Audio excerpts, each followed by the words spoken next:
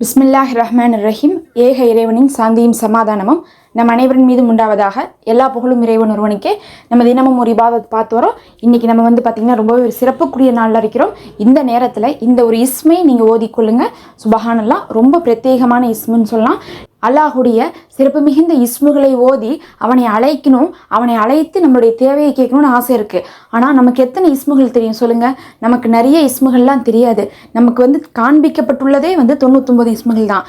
ஆனால் அல்லாஹ் சுப்ஹானஹு வ தஆலாவுக்கு பார்த்திங்கன்னா நமக்கு தெரியாத இன்னும் மறைவான பகிரங்கமான குர்ஆனில் இறக்கப்பட்ட இன்னும் பல அறிவிப்புகளில் சொல்லிட்டு நிறைய இஸ்முகள் இருக்குது. அதே தான் நபி ஸல்லல்லாஹு அலைஹி வஸல்லம் அவர்களும் சரி, அவங்களுடைய குடும்பத்தினரும் சரி துஆ செய்யும்போது பார்த்திங்கன்னா, யா அல்லாஹ், நாங்கள் அறிந்தும் அறியாத உன்னுடைய இஸ்முகளை கொண்டு கேட்குறோம், என்னுடைய இந்த தேவையை நிறைவேற்றுன்னு சொல்லிட்டு துவா செய்வாங்க.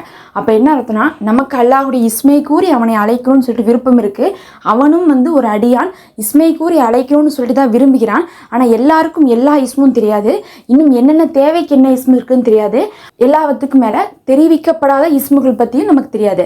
அப்போ என்ன பண்ணுன்னா, எல்லா இஸ்முமே கொண்ட ஒரு இஸ்மு இருக்குது. அதுதான் தலையாய இஸ்மாக சொல்லப்படுது. அப்போ அந்த ஒரு இஸ்மை நீங்கள் சொல்லிட்டா அல்லாஹுடைய 99 இஸ்மும் அதில் அடங்கிவிடும். உங்களுக்கு தெரியாத, அல்லாஹு காண்பித்து கொடுக்காத, நபிமார்கள் ஓதிய, இன்னும் நபிமார்கள் கூட ஓதாத எல்லா இஸ்முகளுமே அதில் அடங்கிடும். எப்படி அவங்க கேட்டாங்களோ, உன்னுடைய அனைத்து இஸ்முகளும் எங்களுக்கு தெரியாததை கொண்டு நாங்கள் கேட்கிறோம்னு சொன்னாங்களோ, அந்த மாதிரி நம்ம இந்த இஸ்மை கொண்டு கேட்பது எல்லா இஸ்மையும் கொண்டு அல்லாஹுவை கேட்பதற்கு சமமாயிரும்.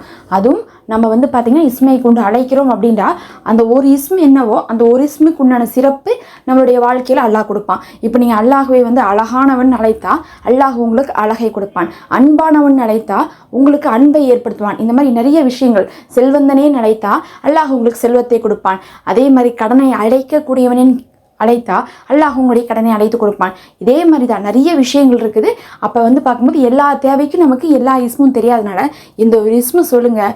அதன் மூலமாக என்னென்ன சிறப்புகளெல்லாம் இருக்கோ, என்னென்ன சிறப்பு இஸ்மெல்லாம் இருக்கோ அத்தனை பலனையும் அல்லாஹ் நமக்கு கொடுத்துருவான்.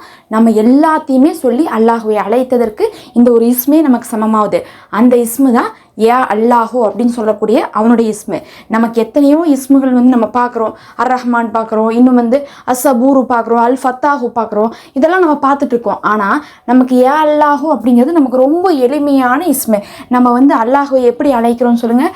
அல்லாஹும் தான் அழைக்கிறோம். அப்போ அல்லாஹு எத்தனை இஸ்மு இருந்தாலும் இப்படி சொல்லி அழைங்கன்னு சொல்லிட்டு தேர்ந்தெடுத்திருக்கான். அதனால தான் குர்ஆனில் பார்த்திங்கன்னா அல்லாஹும்ம, யா அல்லாஹு அப்படிங்கிறது அதிகமாக வருது.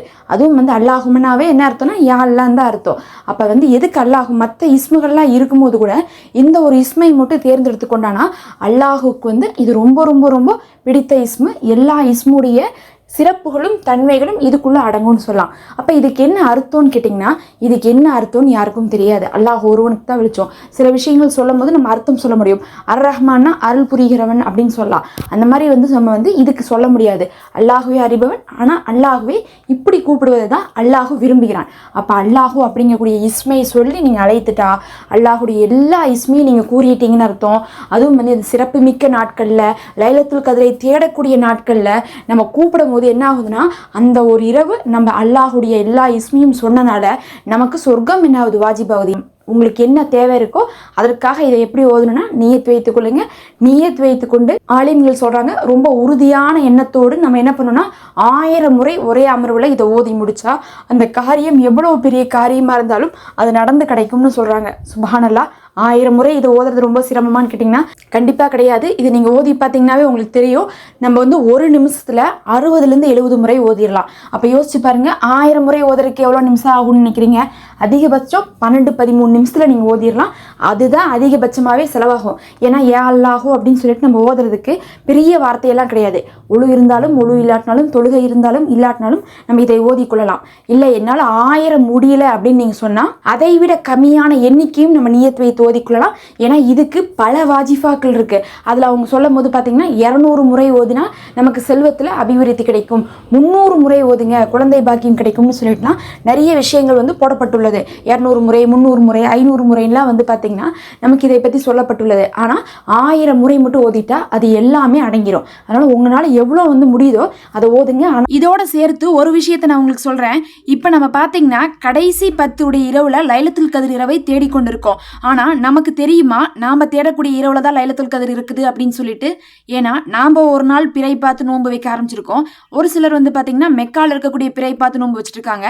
நம்ம எல்லாருமே இன்னைக்கு நமக்கு ஒற்றைப்படைனா அவங்களுக்கு வந்து நேற்று ஒற்றைப்படை, இப்படி மாறி மாறி வரும்போது எப்போ லைலத்துல் கதிர் இரவாக இருக்கும்? நமக்கு ஒற்றைப்படை இன்னைக்கு இருக்கும்போது அவங்களுக்கு இன்னைக்கு இரட்டைப்படையாக தானே இருக்கும்.